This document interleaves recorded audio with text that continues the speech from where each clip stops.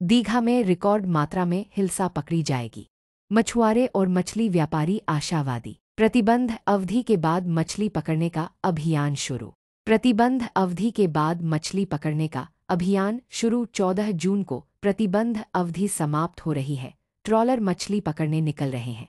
लगातार 2 वर्षों से दीघा के समुद्र में हिल्सा नहीं दिखी है। हालांकि इस वर्ष मछुआरे हिल्सा को लेकर आशावादी हैं। अगर खाने के शौकीन बंगालियों से पूछा जाए कि उनकी पसंदीदा मछली कौन सी है, तो जवाब होगा हिल्सा। हिल्सा मछली बंगालियों के मन में खास नॉस्टैल्जिया पैदा करती है।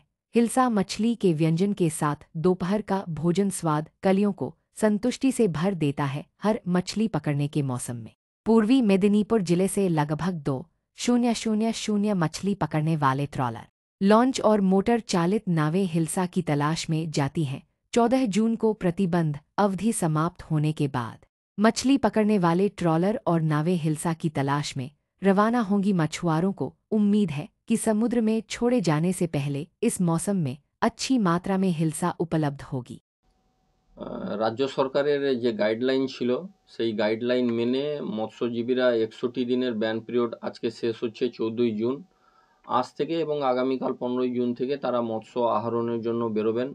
रामनगर विधानसभा केंद्रेर अंतर्गत आमादेर दीघा मोहना एबं आमादेर ताजपुर থেকে শুরু করে শঙ্করপুর, মন্দারমণি বিভিন্ন ছোট নৌকা থেকে শুরু করে ট্রলার, লঞ্চ তারা মৎস্য আহরণের জন্য তারা অলরেডি প্রস্তুত হয়ে গেছেন এবং বেরোচ্ছেন। এবং এর ফলে আমরা আবার সেই সামুদ্রিক মাছ বাজারে হাটে আমরা দেখতে পাবো এবং তারা মৎস্য আহরণের ফলে তারা মাছ পাওয়া যাবে আমাদের বিভিন্ন বাজারে।